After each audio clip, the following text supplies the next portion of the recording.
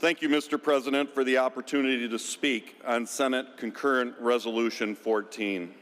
Colleagues, on September 9, 2019, the Certificate of Need Commission adopted new standard to regulate immune effector cell therapy by requiring any facility administering treatments to be accredited by the Foundation for the Accreditation of Cellular Therapy, better known as FACT. Immune cell therapy is the future of cancer treatment. Modern medicine has found a way to personalize medicine at the molecular level and save lives. This treatment has provided hope for patients and their families who have been told there is no hope. It is bringing patients back from the brink of death and giving them a new chance at life, a chance that shouldn't be taken away by bureaucratic hurdles and the unnecessary regulations.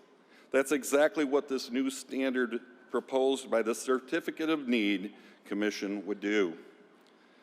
That is why I stand before you today, asking for your support in helping our constituents gain access to the most innovative cancer treatments in the most appropriate settings.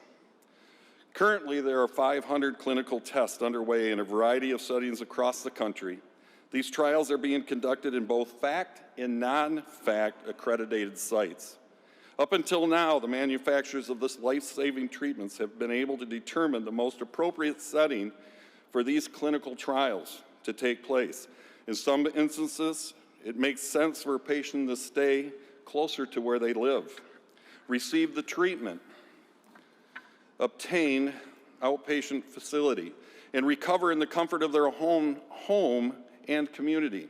In other instances, it still makes sense for them to have to travel to a larger hospital setting to receive inpatient treatment. This is not one-size-fits-all technology. To treat it as such would be a true disservice to our constituents. But don't take my word for it. On August 7 of this year, the Centers for Medicare and Medicaid Services, CMS, released a national coverage decision regarding coverage for CAR T-cell cancer therapy. They specifically reviewed FACT accreditation and determined it was not necessary. Instead, CMS and FDA require risk evaluations and mitigation strategies, better known as REMS. Just so everyone is clear, at FACT accredited sites, REMS is still required to administer cell therapy. Requiring REMS, in fact, simply creates redundancy and extra cost. Not only will Michigan be out of sync with the federal government and Medicare, Michigan will be the only state to require additional state-level government oversight of this procedure. Let me reiterate, the only state out of 50. We will become an outlier in restricting patient access to these exciting new cancer treatments. So what can we do about it? How can we protect our constituents and ensure Michiganders don't lose access to life-saving cancer treatment? Under current law, the legislator can disapprove of a proposed final action by the commission with a concurrent resolution to reject any standard adopted by the Certificate of Need Commission.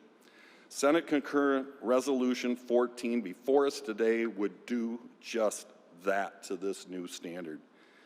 The stated purpose of Certificate of Need is to balance cost, quality, and access issues and ensure the only needed services are developed in Michigan. The new standard increases costs by adding more bureaucratic red tape, provides no noticeable difference in quality, and forcing patients out of their home to travel hours will restrict access unnecessarily. Colleagues, I urge you to join me today in voting for this resolution. Reject this new standard. Michigan does not need to add another layer of government bureaucracy at the state level. The 2 layers at the federal level are more than enough. Reject this new standard today. Ensure Michigan cancer patients will have the same access treatment facilities as cancer patients in other states. Thank you, Mr. President, and I urge a yes vote on this resolution.